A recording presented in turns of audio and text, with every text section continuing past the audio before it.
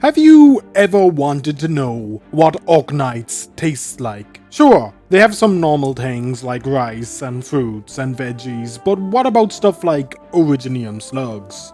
But Bionic, that's pretty weird. I fear the unconventional cooking. It frightens me. What if I ended up eating a Seaborn or a Collapsal? Worry not, little Arknights player, you will probably be okay. As long as you're autistic enough. Like, would you say no if I offered you a salad that your favorite anime girl had stepped in? On second thought, don't answer that. Delicious on Terra. The latest and at least top 3 collabs that Arknights has had the pleasure of delivering to us. A nice breath of fresh air, telling a story that really could not be told in Arknights as it is. Whether you think that is a good thing or not, definitely is down to personal preference, but in my opinion, it was enjoyable at the very least.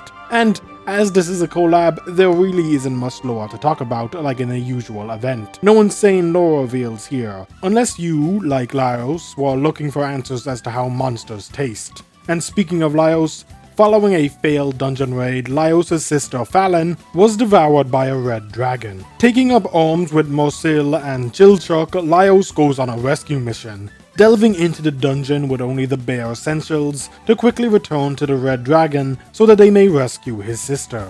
Without readily accessible food, Laios decides that they shall consume the monsters in the dungeon, not just to save money, but to fulfill his desires to know what they taste like. It is shortly after that they meet Senshi, who agrees to travel with them while teaching them how to properly cook monsters.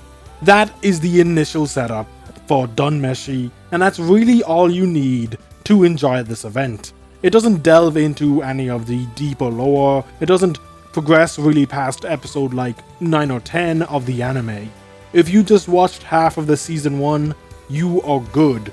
But even still, I'll give you a little introduction to the characters. Laios is a human, what Dunmeshi refers to as a tall man. Laios, as you will come to learn during this event, has a rather strange fascination with monsters. This leads to some friction within the party due to his eccentric obsession, but despite that, he's an incredibly capable fighter. Mosil is the girl failure elf, technically a half-elf, but that's just being pedantic. Her elven status makes her rather resistant to Laios' monster obsession, but hunger is a wonderful thing for making someone want to eat. Mosil is the mage of the party, which on paper makes her the most powerful due to the magical powers she can wield: fire magic, stunning spells, protection spells, healing spells, familiar creation, and even a bit of forbidden magic. Very well rounded as a mage goes. Chilchuk is the party's hobbit, or half-rot, the thief of the party. Not as free-spirited as Laios, but also not as high-strung as Mosil. He mostly goes along to get along with his party, but he is more than willing to take the initiative to help his party out, or voice his disagreements with their decisions. He doesn't like mimics, which, as a long-term Souls player, I can understand. Senshi is a dwarf warrior, but his primary role in the party is fantasy Gordon Ramsay. He's a very interesting character, but most of his character story is told after the battle with the Red Dragon, so all you gotta know is he cooks well. Although the event does lightly touch on his backstory without spoiling it, which I very much enjoyed. The story Delicious on Terra tells us is an anthology story, telling different stories that the party goes through across Terra, from Colombia to Sami to Iberia. Laios' party really does get the highlight reel of interesting destinations. And due to that, the side cast is quite large. You don't need to get a full breakdown of all of them, as I would just be listing names, so I will address them when they become relevant. And I know I said there wasn't much lore reveals, and that is still true, but there is one cool lore tidbit I want to touch on: the event's timeline. It's kinda crazy, from shortly after Granny and the Knight's Treasure to the events of Who is Real. 1097 to 1101 is the rough timescale, specifically around May 1097 to autumn 1101. We never do get a specified date for when they arrived, but considering that Dusk went from being in Yan to being on Rhodes Island, plenty of time must have passed during their adventure. Does that really impact the story at all? No, not at all. Except that Fallon is absolutely dead if time has passed the same in their world while they were on Terra. But we only have cheery thoughts here, so I'm sure she's fine. And finally, it's time for the actual story, with Laios' party finding itself in a strange land. Of course, for an event centering around food, everyone is hungry. Marcel is unable to draw on mana like usual, so she isn't operating at 100%. So grabbing a bite to eat is probably a good plan. Getting a better grasp on their surroundings is more important though, so they start exploring. And they stumble upon a farmhouse. Here, they come into contact with Originium slugs. Not knowing what they are, they end up attacking one. Unfortunately, they are legion, and Originium slugs begin to swarm them. To make matters worse, the farm owner, a man covered in armor, exits the house and begins revving his chainsaw. All the party sees is a big orc with a fancy weapon, so they run off. They escape into a cave but were followed by the slugs and orc. After the orc handles the slugs, Laios introduces himself. Here they finally learn that this is no orc. It's Big Bob, former reunion member turned slug farmer. He takes the party back to his home where he gives them an education on Terra. More importantly though, he teaches them how to cook Originium slugs, requiring a lot of prep work to avoid Originium. About 5 days of prep. So he even gets to pull the TV host trope of, here's something we prepared earlier. And so Bob presented the new arrivals to Terra with a full course meal based around Originium slugs. From beer to pancakes. Looks delicious. Probably the nicest looking thing that was made during this event. Following a great meal, Bob sends the gang on their way, giving them a few supplies as well as a food survival guide he's wrote. He instructs them to head for Rhodes Island, as they are well known for taking care of outsiders. Honestly, I don't know what Bob was cooking when he said a pharmaceutical company could solve traveling to another universe, but he's already proven he can cook, so I'll allow it. Kyobe also appears and consumes all the leftovers in Bob's house. This is going to be a reoccurring gimmick this event, as Kyobe's Hunger Quest is where this event is building to. Following leaving Columbia, the party arrives in Sargon, specifically around the area where Gaviel's tribe live. While here, they stumble upon one of the High Priest's experiment, which Marcel unintentionally explodes. Not a big deal, it was probably gonna blow up anyway. Regardless, they run into Gaviel's tribe and are escorted back to civilization. While there, the party asks about Rhodes Island and are told that the High Priest is the one who can answer them, so they gotta find the blue bird. How? By having a feast. So, Senshi gets ready to cook. Marcel is obviously feeling a little down. You know, what her friend being digested by a dragon as they travel Terra, I can understand where she is coming from. So she finds comfort in some berries. Berries that give her the Kyobe treatment and cause her to go on a hallucinogenic dragon hunt. Luckily, before she can ruin dinner, Laios' autism leads her away. Senshi, while all that is going down, finds the thing that'll bring the High Priest to them. A blue bird. And the High Priest recognizes what is going on, so does a little trolling. Senshi attacks him and he plays dead. So when dinner is finally presented at the tribe, everyone gets to dine on High Priest Batwater. Questionably canon Batwater for dinner on Arknights is kinda crazy. With that bit of trolling done, the High Priest sends the party on their way, telling them that Rhodes Island is in their future, but not before a stop in Rimbilton, where instead of meeting people we know, we get to have the party hang out with 3 random factory workers. Marcel acquires a D32 steel flashlight and is happy. She is finally getting a grasp on the magic on Terra. Unfortunately, she almost breaks the poor thing, so they head back to our factory workers to complain. Unfortunately, they don't acquire a new flashlight, but they do potentially gain a new mode of travel. If they can organize a farewell dinner for the 3 factory workers, they might be able to get the factory owner's truck. All they gotta do is make a dinner of golden carrots, a Rimbilton specialty. Never one to back down from a challenge, and desiring to give them a good meal, Senshi agrees. And so, our party of adventurers are slug hunting. While in the process of doing that, Marcel overcharges the flashlight. She doesn't blow up the slugs, but she does manage to get the ground underneath them to collapse. While underground, they are attacked by more slugs, but Marcel uses a flashlight to defend her party, unintentionally causing the insides of the slugs to be purified in just the right way to create golden carrots. So, Senshi and Laios take the flashlight and turn it into a cooking utensil, with Marcel as the operator. She obviously takes this poorly, but hey, Their next meal has been acquired, and the factory owner agrees to take them anywhere as long as it's within Rim Billiton. And the region they travel to after is much safer than Terra's Australia. Sammy. Okay, I lied, but the land of the demons is not that dangerous for them just yet. They have journeyed to Sammy to find a snow priest, hoping that one of the prophets of Sammy will be able to give them a path home. During their trip, a rather unexpected face appears. Oak Cup. I personally would have expected Santella, but I am glad to see him. They tell him of their plight, but all he can offer is kind words and warnings of the danger of the north.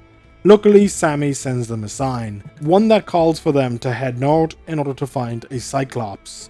Continuing on with their journey, a demonically corrupted animal attacks them.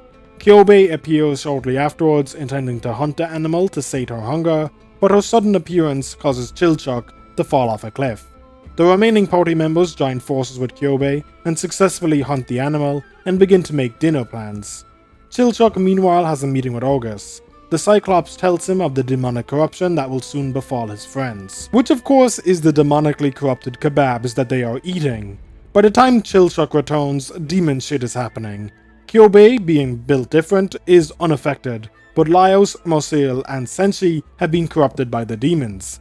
They make cryptic statements about returning home and reference a path in the north, the Stargate, although I probably wouldn't go for that if I was them. Their journey in Sammy ends with Chilchuck chasing after his friends as August watches on. Demonic corruption would likely end another story right there, but they just got better, finding themselves in Yan. And not just anywhere in Yan, within one of Dusk's painted worlds. While here, they busy themselves fighting off ink spirits and getting familiar with the locals. Dusk's heterosexual life partner turned drawing Dawn has been looking after them, but they are falling deeper and deeper into the painted world spell. Following successfully repelling the ink spirits, Laios follows them to where they stay, and through the power of autism begins domesticating the spirits. He feeds them, observes their habits, and even realizes that they are being revived after being killed. If he was not as monster brain rotted as he is, this probably would have allowed him to get everyone out of the painting. Unfortunately, he got lost in the sauce and becomes a part of Ink's society. He lives among them and speaks their language, and by the time Marcel gets the others to go looking for him, he has almost forgotten how to speak to humans. Laios shows them that the spirit's excretions are edible, and due to a primarily berry-based diet, taste like wine, jam, and fruit juice. So, the gang have a platter of this ink spirit food. Around now, Dusk notices something is wrong and is out autismed by Laios. This causes her to enter the painting and forcibly remove the party from it, depositing them back in Yan. From here the gang head to Iberia, specifically Salviento. While looking to top up their supplies, they notice that not a lot of food exists, with residents eating rotten fish rather than letting them get their hands on it. Seeing an opportunity, a Church of the Deep priest attempts to recruit them to his cause, and failing that, make them Seaborn food. Needing some food, the gang head to the cave he is revealed to them. Here, they find the remains of the bishop killed by the Abyssal Hunters during Undertide, confusing it for a kraken. Chilchuck makes the correct decision and exits the cave, leaving Laios, Marcel, and Senshi to catch Seaborn for dinner. While outside the cave, he discovers the chest Seaborn, which he immediately recognized as a mimic. He doesn't fall for the trap, but uses it to incapacitate the priest who had sent them into danger.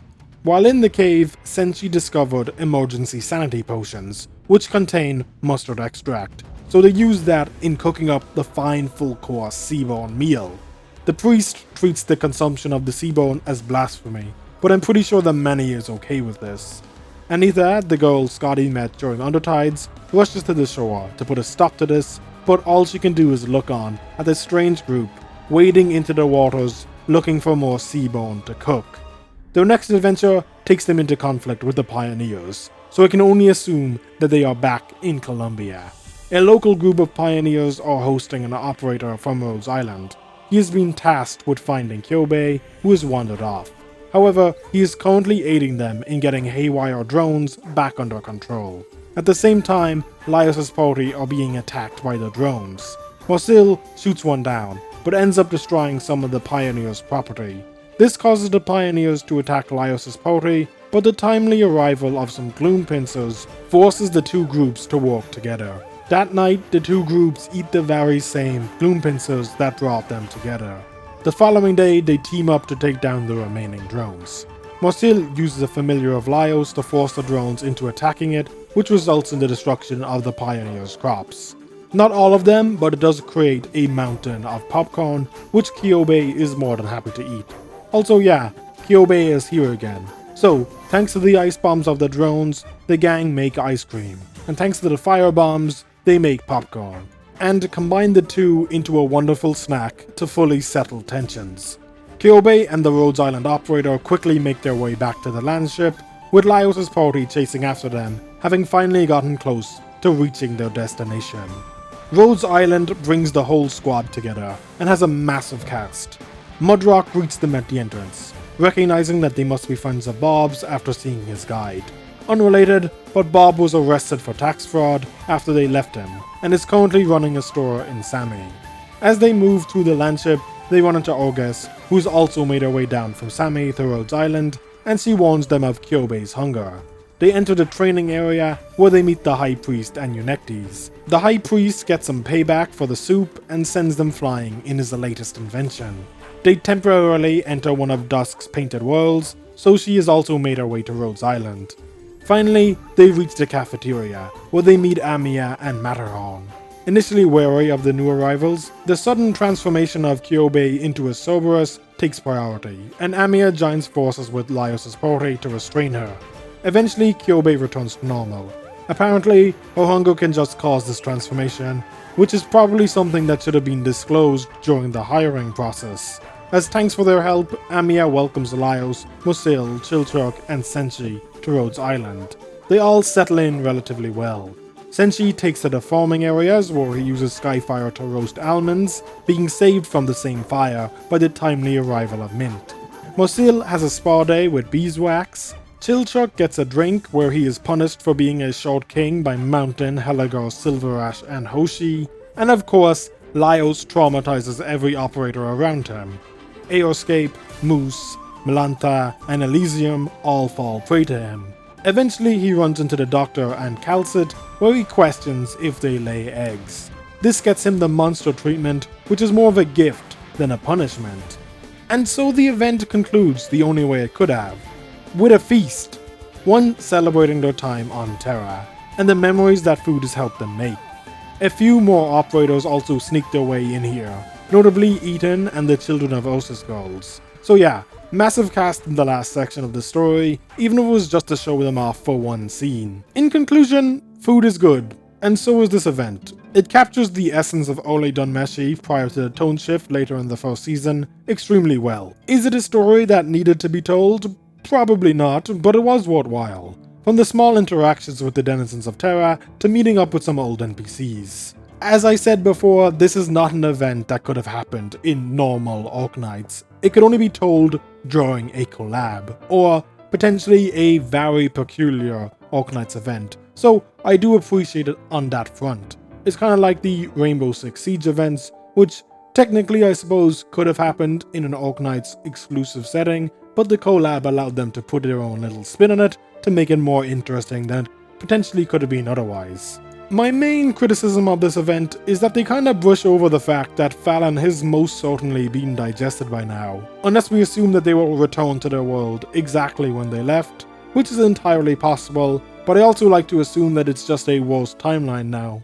I know that's a little messed up, but it is what it is. Additionally, this event had a ton of interesting and unique sprites. Laios, Morsil, Senshi, and Chilchuk all were very expressive, taking a ton of inspiration from the anime and the manga to show off a wide variety of emotions. And I really liked it. It's something I really hope they bring into the actual game proper. Exaggerated expressions, more emotive positions to put your sprite in. I think it would really spice up the storytelling. Not really something that I've thought about until this event, but I'm definitely going to notice it going forward because Laios having his autistic screech pose is just really funny and something that a lot of operators are missing, which I think is a shame because you could get a lot of mileage out of that. Maybe that's just me, but I would like to hear your thoughts on that particular point as well as the entire event down below. This video is a little late and I would like to apologize for that, but I got it out in the end, which is probably what matters more than not putting it out at all. Y'all, be good people, and I will talk to you in the next one. On the topic of wanting to eat a random monster slash character from fiction, I would turn Sans Undertale into bone broth. One of you will understand this reference. You know who you are.